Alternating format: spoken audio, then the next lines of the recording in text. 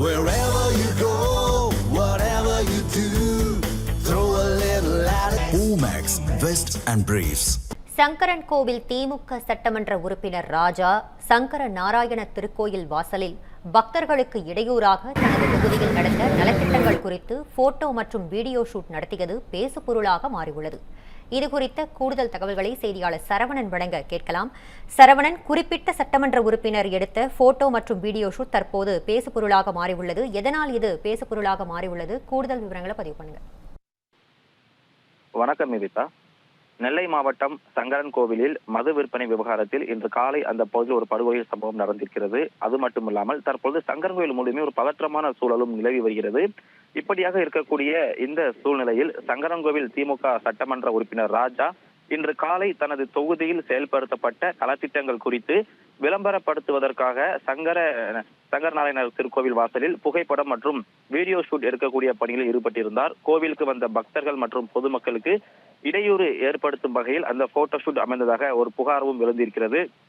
அது மட்டுமில்லாமல் சங்கரன் கோவிலில் நேற்று நள்ளிரவு ஜோதி முருகன் என்பவர் கள்ள சந்தையில் மது விற்பனை செய்த விவகாரத்தில் படுகொலை செய்யப்பட்டிருக்கிறார். இந்த சம்பவத்தால் சங்கரன் கோவில் நகர் முழுவதுமே ஒரு பலத்த போலீஸ் பாதுகாப்புடன் ஒரு விதமான பதற்றமான சூழல் அங்கு நிலவி வருகிறது. இப்படியாக இருக்கக்கூடிய இந்த இக்கட்டான சூழலில் மக்களின் பாதுகாப்பு மற்றும் அமைதிக்கு முக்கியத்துவம் அளிக்காமல் சட்டமன்ற உறுப்பினர் தனது சுய விளம்பரத்திற்காக கோவில் வாசலில் கூட்டத்தை கூட்டி வீடியோ எடுத்தது தற்போது பேசும் பொருளாக மாறியிருக்கிறது.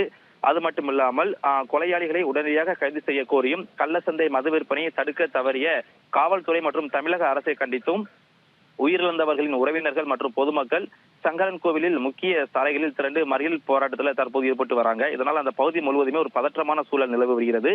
நகரில் இவ்வளவு பெரிய பதற்றம் நிலவி வரக்கூடிய சூழலில் சங்கரன் கோவில் திமுக சட்டமன்ற உறுப்பினர் சங்கர நாராயணர் கோவில் முன்பாக தனது தொகுதி வளர்ச்சிப் பணிகள் குறித்து எடுத்துக்கொண்டு வரக்கூடிய இந்த போட்டோ ஷூட் ஆனது தற்போது ஒரு சர்ச்சையை ஏற்படுத்தியிருக்கிறது.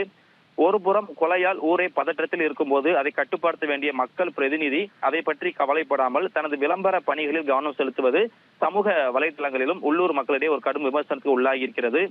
உயிரிழப்பு நடந்து மக்கள் சாலையில் போராடி கொண்டிருக்கக்கூடிய வேளையில் விளம்பரத்திற்காக பள்ளிக்கு செல்லக்கூடிய மாணவர்களை நிர்பந்தப்படுத்தி தனது தொகுதியில் நடைபெற்ற பணிகள் குறித்து பேச வைத்ததாகவும் குற்றச்சாட்டு எழுந்திருக்கிறது.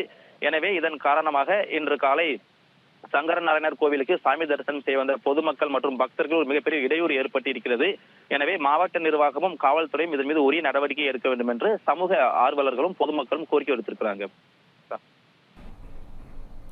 உங்கள் விரிவான தகவல்களுக்கு நன்றி சரவணன்.